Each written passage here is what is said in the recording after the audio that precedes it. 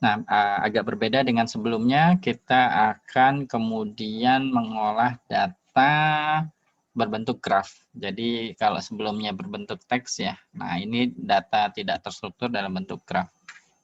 Nah, kalau dasar grafnya mungkin secara umum masih ingat ya, jadi saya akan hanya bahas sekilas saja, tapi kemudian kita akan fokus ke bagaimana data berbentuk graf ini bisa menghasilkan informasi atau insight yang bermanfaat untuk kita. Nanti kalau kalian jadi data scientist atau data analis. Code-nya bisa langsung dijalankan di Google Colab dari link yang saya berikan. Silahkan, pada dasarnya kita utamanya pakai modulnya namanya NetworkX. NetworkX ini ibaratnya kayak scikit-learn untuk data berbentuk graf gitu. Jadi kalau scikit-learn itu adalah modul yang untuk data berbentuk tabular dan teks gitu ya utamanya. Lalu ada scikit-image sebenarnya juga ada. Nah, kalau data berbentuk graf itu ininya apa main modulnya adalah NetworkX. Itu udah ininya apa yang paling populer, paling banyak dipakai. Nah, oke, paling untuk visualisasinya nanti ada modul khusus namanya grafis. Nah, seperti itu. Nah, kalau graf sendiri kita tahu ya di matematika diskrit atau di kalau sekarang kayaknya ada mata kuliah khusus teori graf, itu ada simple graph, di mana kalau simple graph itu edge-nya tidak berarah ya, terus tidak ada misalnya dua edge yang menghubungkan dua vertex ya. Jadi antar dua vertex itu hanya maksimum satu edge. Kalau lebih dari satu maka grafnya bukan yang simple. Nah, kalau dia bisa lebih dari satu ini kayak gini ya. Nah, ini disebutnya multigraph. Nah, terus ada lagi pseudograph kalau dia kemudian ada loop ya, loop di ini apa diizinkan. Lalu kalau grafnya berarah artinya A sama B nggak sama dengan B sama A, kayak follow unfollow gitu kan di Twitter ya. Beda kayak friend di Facebook kan dia tidak berarah ya. Tapi kalau di Twitter kan dia follower gitu ya. Itu kan berarah. Jadi A bisa aja follow B tapi B belum tentu fallback gitu kan, belum tentu fallback. Nah, itu tipe-tipe graf itu sebenarnya semua tipe graf itu kemudian di support sebenarnya di NetworkX. Tapi kebanyakan aplikasi, nah itu memakai graf yang sederhana tidak berarah. Yang kita bahas di hari ini juga yang graf sederhana tidak berarah. Nah, di NetworkX juga ada beberapa graf yang umum yang kemudian bisa kita gunakan. Misalnya complete graph, lalu graf-graf kayak biasa lah, circular, cycle end, bipartite, dan lain sebagainya itu ada. Nah, untuk membuat graf, nah saya langsung aja ke sini deh, yang ke bawah nih. Nanti saya ke atas lagi untuk ininya, untuk visualisasinya. Untuk membuat graf, perintahnya itu untuk graf yang biasa ya, yang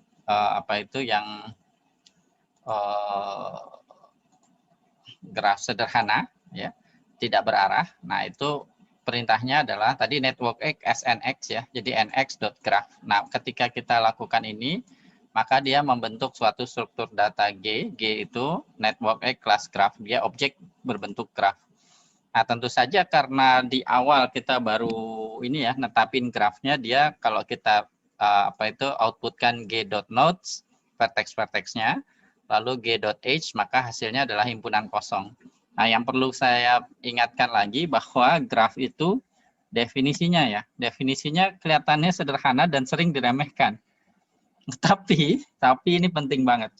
Graf G ya adalah himpunan dari adalah sepasang himpunan ya, vertex dan edge. Nah, perhatikan bahwa vertex dan edge-nya adalah himpunan. Nah, itu penting. Kenapa? Banyak yang lupa bahwa dia itu himpunan. Artinya apa? Kalau saya nambahin vertex yang sama, ya nggak ngaruh. Satu. Yang kedua adalah urutan dari vertex dan edge juga tidak berpengaruh. Karena itu adalah sifat dari himpunan. Nah, ini kadang-kadang di matematika, definisi ini sering dilewatkan begitu saja, bahwa pikirnya terus dikasih contoh biasanya, tapi lupa bahwa konsekuensinya itu penting. Termasuk bahwa juga definisi dari graf ini mirip seperti definisi vektor. Si vertex maupun si edge-nya tidak memiliki informasi lokasi. Nah, ini juga yang paling sering salah dalam mengerti graf, karena di buku matematika diskrit atau di buku graf, biasanya graf selalu digambarkan dengan bentuk yang paling bagusnya. Sedangkan graf itu sebenarnya tidak harus bentuknya kayak gitu, bahkan bentuknya bisa tidak beraturan, masa bodoh amat. Yang penting siapa terhubung sama siapa, itu sama, ya, sama. Atau istilahnya ada namanya graf isomorfis. Nah, untuk melukiskan hal tersebut, untuk menggambarkan hal tersebut, di sini saya contohkan. Nah, untuk menambahkan node atau vertex di graf G tadi, maka perintahnya adalah g.addNode. Nah, jadi ada satu tuh di sini. Nah, kemudian kita tambahin lagi node, sebuah node yang namanya labelnya misalnya 99. Nah, ini saya sengaja terus saya tambahin lagi addNode lagi satu. Nah, tapi ketika kita jalankan ya, nah, oh sorry, ini dari sini dulu. Tadi itu saya jalankan di bawahnya. Oke. Tapi ketika kita jalankan, maka dia hanya ada 1 dan 99, bukan 1, 99, 1. Kenapa demikian? Karena tadi definisi dari graf. Vertex-nya adalah himpunan, edge-nya adalah himpunan. Di dalam himpunan tidak ada keterurutan, tidak ada duplikasi elemen. Nah, proses ini bisa kita lakukan dengan cara ya udah kita buat looping aja. Misalnya ini datanya dari CSV atau dari database atau dari mana saja, dari website, dari media sosial. Ya nanti kita contohkan di bawah untuk media sosial.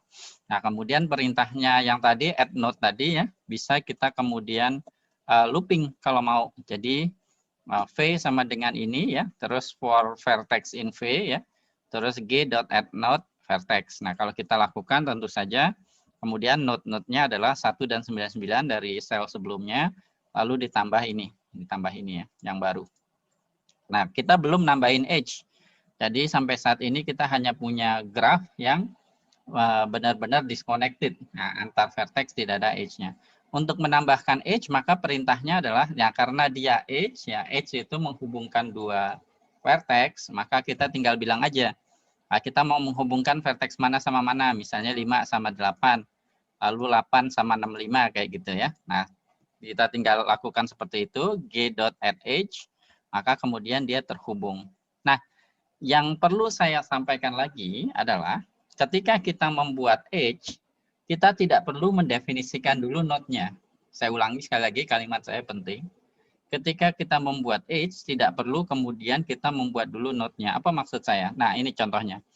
Misalnya di sini di sel ini saya contohkan, 77 itu kan tidak ada di graf kita ya. Lihat, graf kita vertex-nya hanya ini, 77 tidak ada di situ.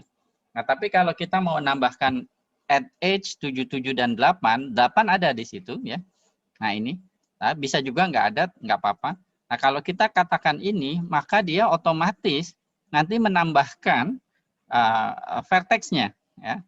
Dan vertex-nya itu tidak harus kemudian juga berbentuk integer seperti ini. Nah, vertex-nya bisa misalnya kayak gini, saya berbentuk string Depok gitu.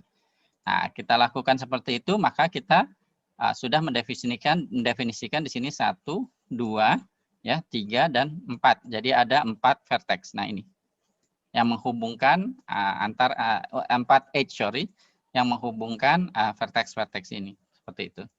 Nah, ini juga kemudian sama pada dasarnya seperti di ini ya, di tadi sebelumnya. Untuk menambahkan edge tentu saja kita juga bisa looping kalau mau ya, seperti itu.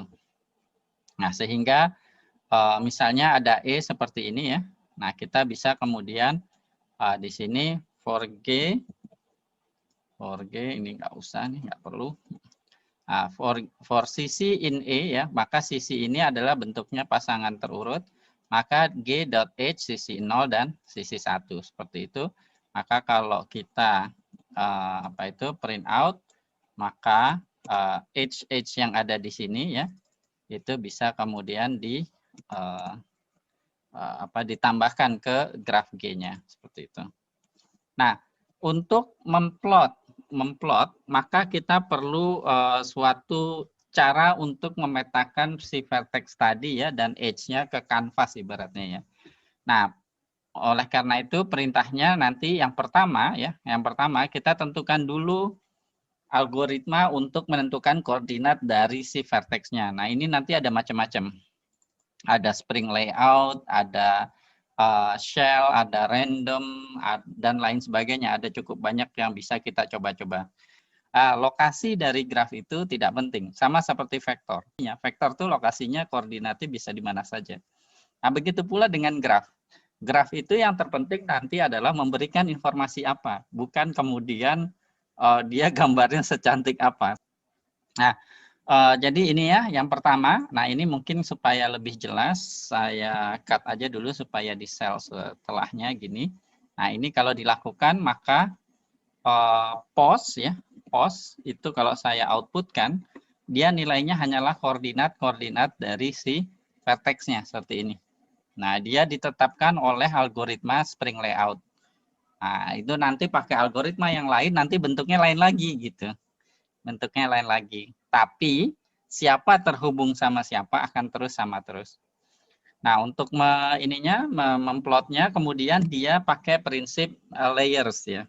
Layers itu bayangin kayak kertas plastik yang kemudian ditumpuk gitu. Nah, plastik yang pertama adalah kemudian draw network nodes-nya. Jadi hanya vertex-vertexnya saja, buletan-buletannya aja. Nah, yang kedua kemudian labelnya. Nah, ini kemudian ngeprint 28565886133-nya. Nah, kemudian baris ketiganya baru ngegambar edge-nya. Nah, berdasarkan tadi g.edge-nya. Seperti itu. Nah, terakhir plt.show adalah kemudian menunjukkan hasil akhirnya gitu. Jadi ini dia ngegambarnya bertahap gitu. Node-nya dulu, label dari node-nya, terus edge-nya. Nah, ini adalah cara yang paling dasar ya, default untuk mendisplay atau memvisualisasikan vertex. Nah, ini contoh lain ya. Nah, untuk kemudian kalau kita punya ya data misalnya dari CSV atau dari media sosial, nah sebenarnya kita tidak perlu kemudian melakukan looping untuk masukkan satu-satu. Tapi pengetahuan untuk memasukkan satu-satu baik node atau vertexnya itu cukup penting sebenarnya. Nah, kalau kita punya misalnya list kayak gini, list dari vertex yang mau kita input ke G, mendefine G, begitu juga dengan edge-nya. Nah, kita bisa kemudian perintahnya bukan g.addNodes. Tadi kan add node gitu doang kan, gini kan. Nah, tapi kalau misalnya kita mau sekaligus add satu list gitu ya, maka perintahnya add nodes terus underscore from. Nah, terus V-nya itu adalah ini semua. Jadi nanti otomatis semua dimasukkan di situ, begitu pula juga dengan edge-nya di sini. Nah, kalau kita lakukan, maka kita tidak perlu looping. Tidak perlu looping untuk memasukkannya ke G. Nah, tadi ini adalah layout-nya di sini, post-nya adalah spring layout. Nah, kita bisa coba misalnya algoritma yang lain. Oh, ini masih spring, nanti di bawah algoritma yang lain. Nah, ini kemudian kita bisa modifikasi warnanya, misalnya di sini node-nya warnanya let's say green, kalian bisa ganti blue, red, black, yellow, dan lain sebagainya. Begitu pula juga kita bisa mengatur node size-nya, jadi vertex-nya seberapa besarnya. Dan alpha ini adalah seberapa dia transparan. Semakin dia dekat ke 0, misalnya let's say di sini 0,2 ya, kita lihat. Nah, dia semakin transparan si node-nya. Nah, kalau semakin dekat ke 1, maka dia semakin kemudian vivid ya, semakin jelas gitu. Nah, seperti ini.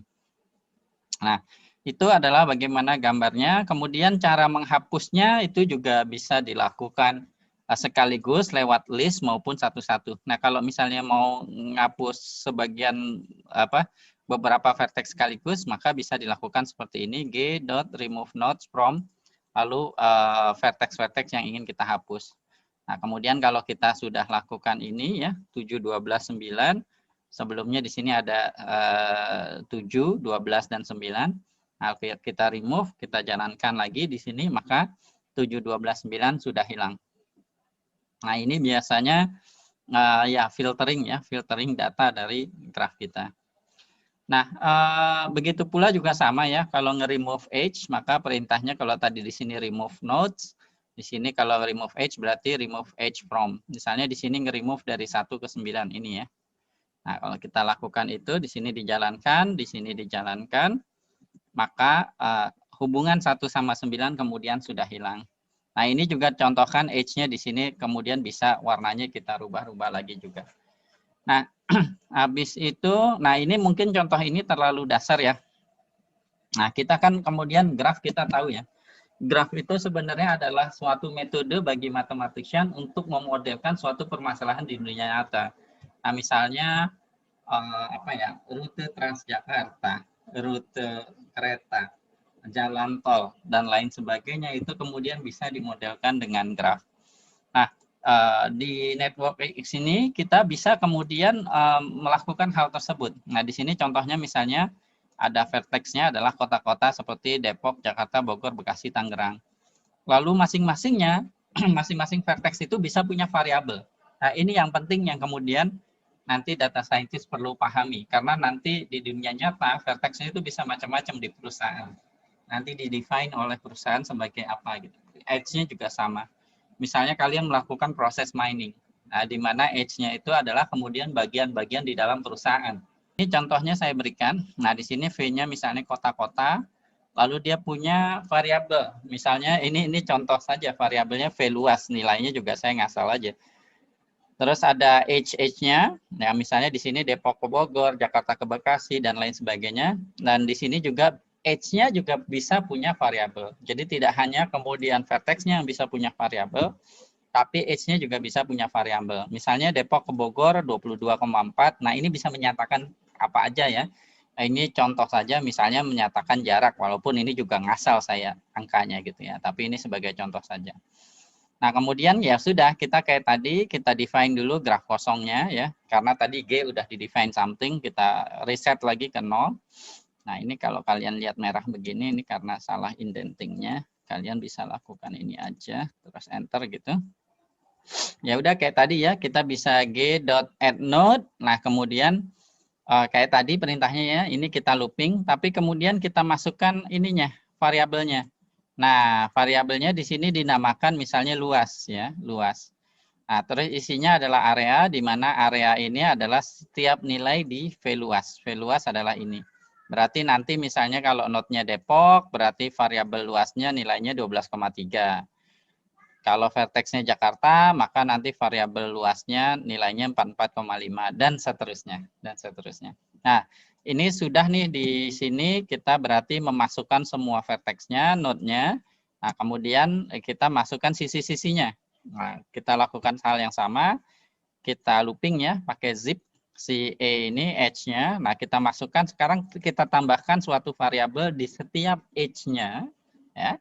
Sebuah variabel namanya jarak. Yang nilainya di sini adalah dis. Nah, dis di sini kita lihat adalah E jarak. Jadi artinya apa? Dari Depok ke Bogor, maka nilai variabel jaraknya 22,4. Dari Jakarta ke Bekasi, maka nilai variabel jaraknya berarti adalah 1,2 dan seterusnya. Nah, kemudian kalau kita jalankan ini, nah kita bisa lihat bahwa g.nodes-nya adalah seperti yang kita harapkan dan g.edges-nya juga seperti itu. Nah, kalau kita kemudian mau mengakses variabel yang ada di nodes maupun ada di edge, maka sintaksnya sama persis seperti dictionary. Jadi dictionary. Jadi g.nodes lalu Depok lalu atribut atau variabel dari si node tersebut. Nah, karena di sini tadi atribut atau variabelnya adalah namanya luas, nah maka kemudian g.nodes Depok luas. Maka di sini kemudian luas Depok sama dengan 12,3. Nah, saya pikir ini sangat baik sekali dan sangat penting sekali untuk diketahui data scientist dan data analis. Nah, kemudian kita bisa memplot ya, memplot. Nah, memplot sekarang kita sama kayak tadi pada dasarnya. Kita bisa plot node-nya dulu, lalu labelnya, lalu edge-nya. Nah, tadi karena kemudian edge itu juga punya label, nah kemudian kita bisa kemudian tambahkan lagi edge label. Nah, di mana edge labelnya itu adalah si atribut dari si edge-nya tadi, jarak. Nah, kalau kita lakukan hal itu, kita jalankan ini, maka kemudian tidak hanya kemudian vertex-nya seperti ini, nah ini bisa diperbaiki misalnya tadi node size ya. Nah, ini mana tadi? Nah, ini. Node size-nya kita naikkan misalnya.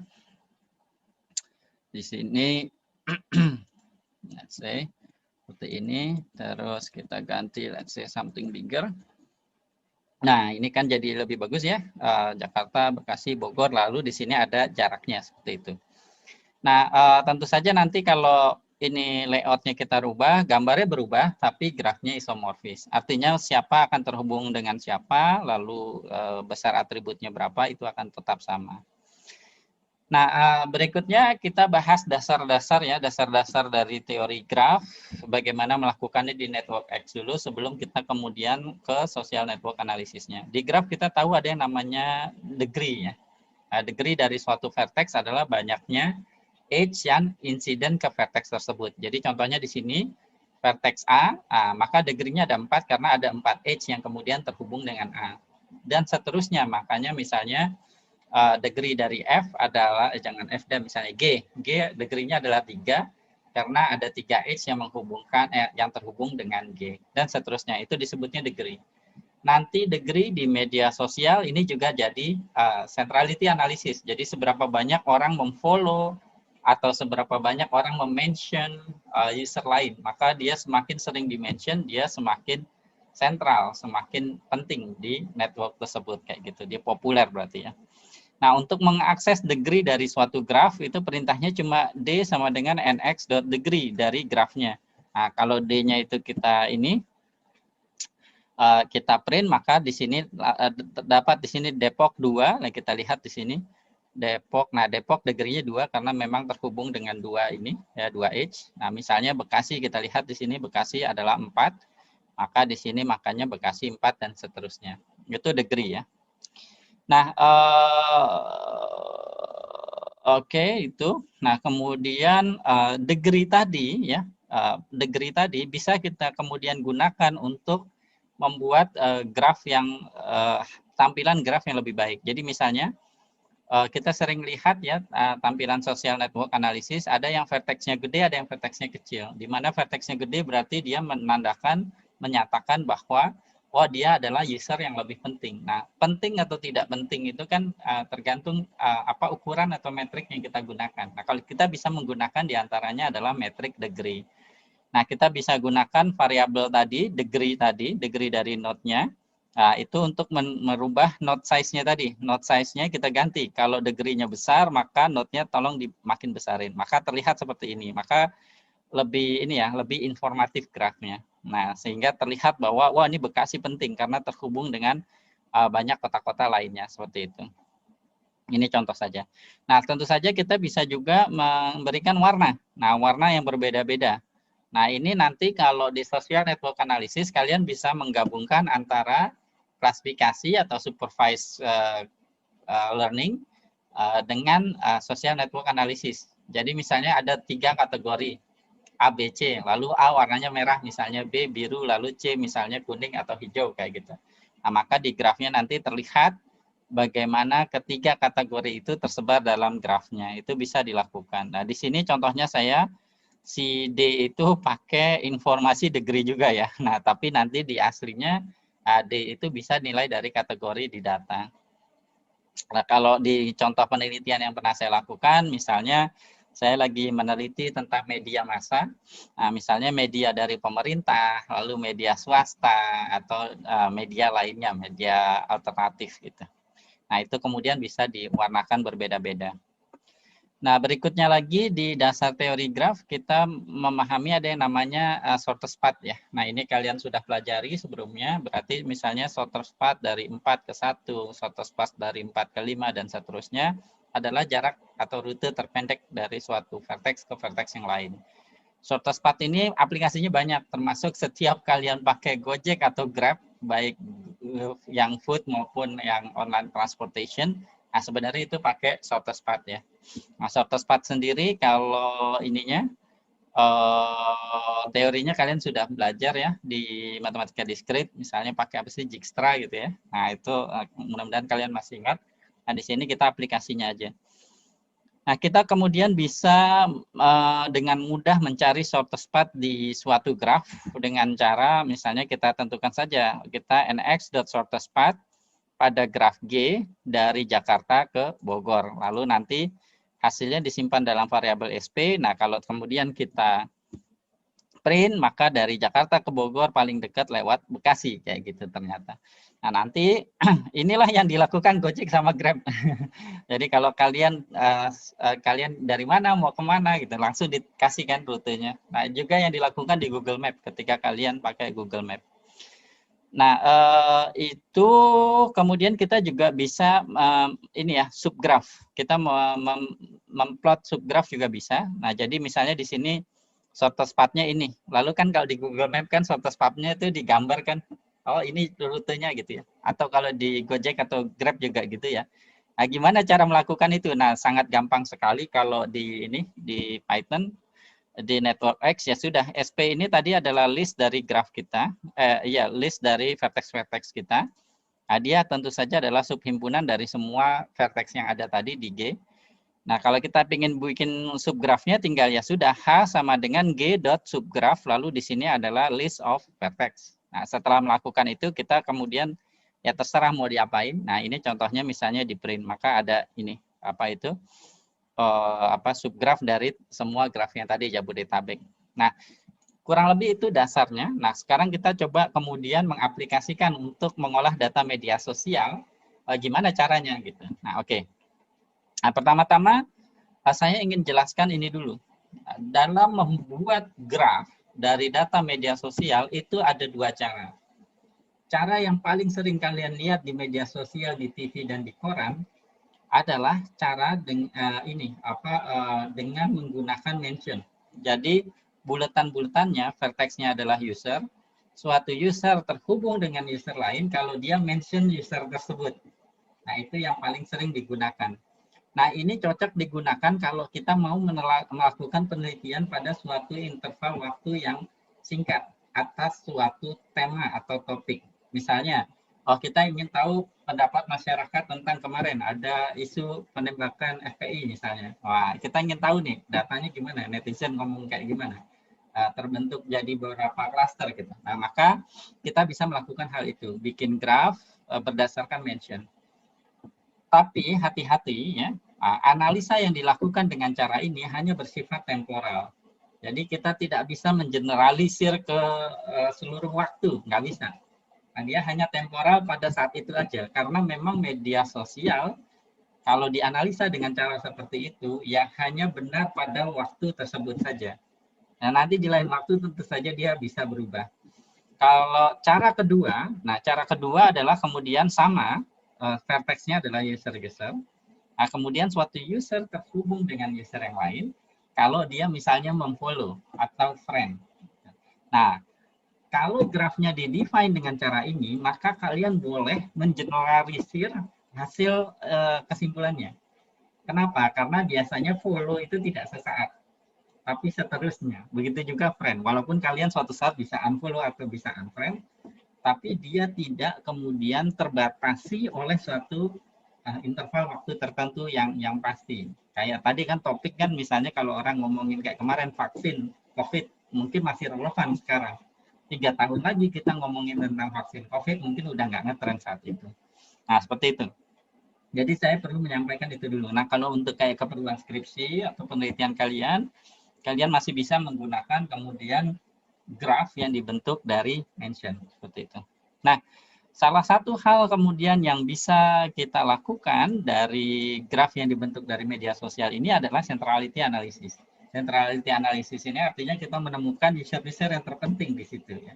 Nah, kita coba berdasarkan mention dulu. Berarti artinya kemudian orang yang paling penting di perbincangan hal tersebut. Ya, kita pakai Network X. Lalu nanti kita juga bisa kemudian melakukan community detection. Nah, community detection ini sebenarnya mengertinya paling gampang adalah clustering. Tapi biasanya kita clustering pada data yang berbentuk tabular, berbentuk tabel, data terstruktur. Sekarang kita melakukan clustering pada data berbentuk graf. Nah, berarti cluster di graf adalah vertex-vertex kayak gini ya, sub-graf. Ya, kemudian dia padat di situ. Nah, terus dia terhubung dengan beberapa edge yang menghubungkan antar klasternya seperti ini.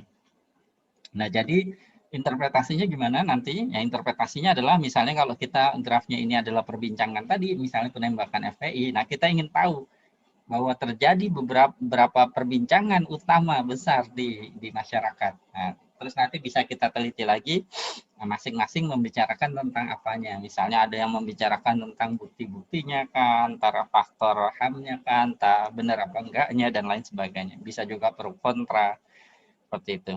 Nah, kita akan pakai data asli ini dari Twitter, tapi jaga-jaga kalian masih juga belum punya API-nya.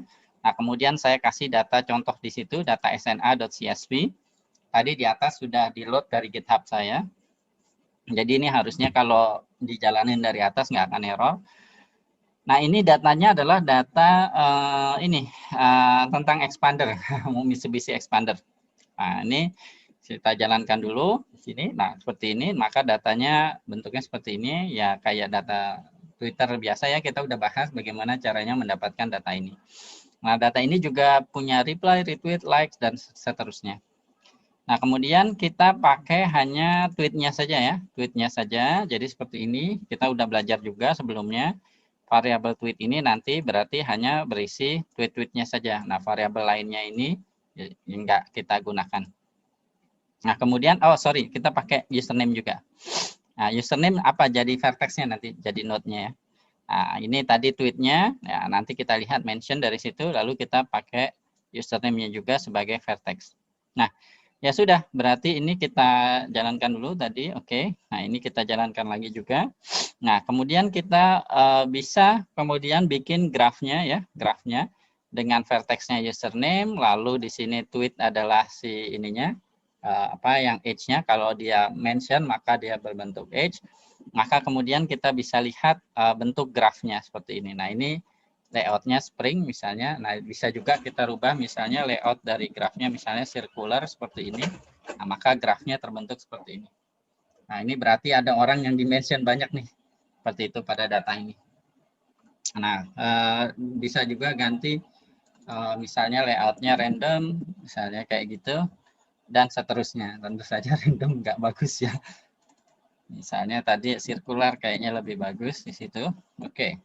Nah, kemudian ini baru membentuk grafnya. Sekali lagi, visual di graf jangan tergoda. Oke, grafnya bagus gitu, berarti itu sukses gitu. Enggak begitu. Godaan itu cukup besar sekali.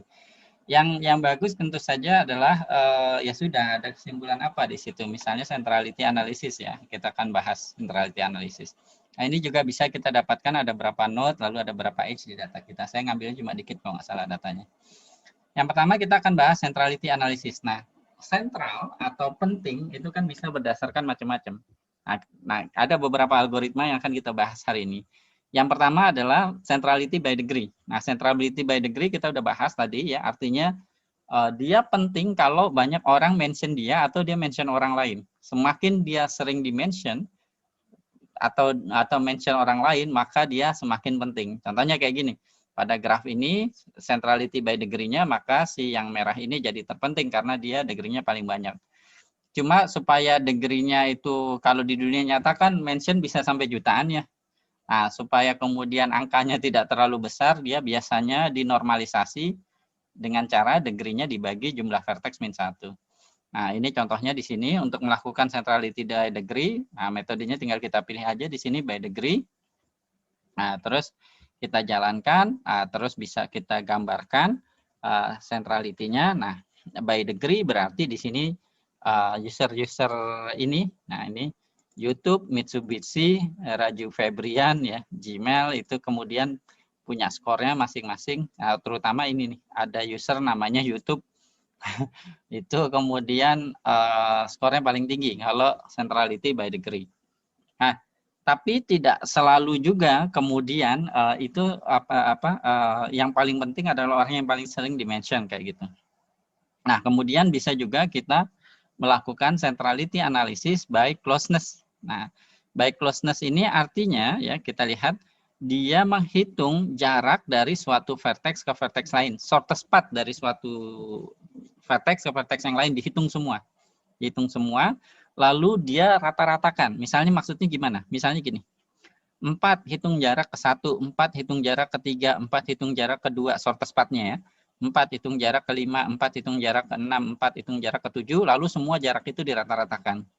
Nah, begitu pula juga dari satu hitung ketiga, kedua, keempat, kelima, keenam, ketujuh, shortest path-nya lalu dirata-ratakan, dan seterusnya.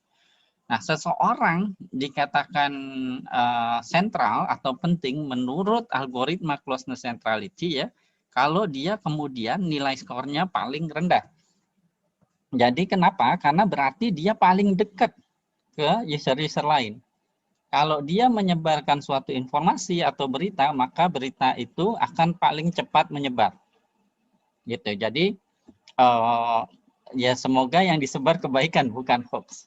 Nah, tapi kalau orang-orang itu tadi yang dideteksi lewat closeness centrality ya, memiliki nilai yang paling optimal, maka dia kemudian akan kalau menyebarkan berita ya, itu akan kemudian paling cepat tersebar di networknya, di media sosial. Nah, itu bisa diteliti. Bisa dilakukan. Nah, kepolisian biasanya pakai gini-ginian. Nah, ini contohnya misalnya dari graf G yang tadi, data media sosial tadi, kita pakai closeness sekarang bukan lewat degree. Nah, ini kalau closeness, pertama masih YouTube sentralnya, yang kedua beda, sekarang Cakdan. Kalau sebelumnya kan yang kedua di sini adalah Mitsubishi. Nah, kayak gitu. Ternyata kemudian di sini berbeda. Jadi, kita bisa centrality analysis, hasilnya itu bisa beda-beda. Tergantung kemudian algoritma yang kita gunakan. Nah, bisa juga namanya betweenness centrality. Betweenness centrality bedanya sama tadi closeness centrality adalah dia adalah sebuah vertex yang kalau dia diambil maka grafnya disconnected. Saya ulangi sekali lagi. Kalau betweenness centrality adalah maknanya adalah vertex-vertex atau user-user yang kalau dia diambil dia, di stop gitu, maka grafnya disconnected. Ini dipakai untuk menyetop penyebaran berita kebencian misalnya. Misalnya ada suatu fitnah, ada suatu hoax yang menyebar di media sosial. Nah, kita ingin itu berhenti tersebar misalnya. Nah, itu pakainya betweenness centrality karena dia akan kemudian menghitung nilai ini betweenness dari vertex-vertex ini sedemikian sehingga kalau dia dihilangkan, nah grafnya jadi disconnected. Jadi si berita tadi tidak bisa kemudian menyebar lebih lanjut.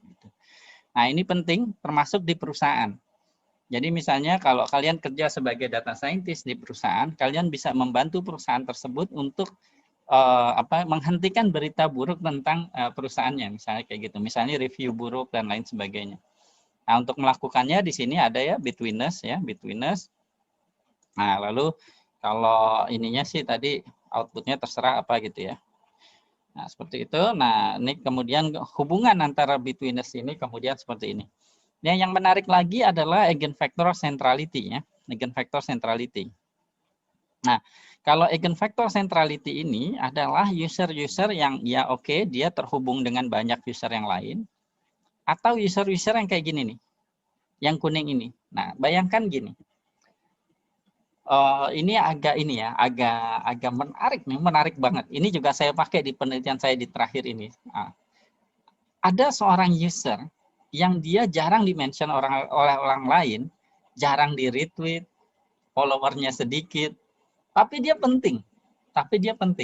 Kenapa? Kok bisa begitu? Iya. Contoh misalnya,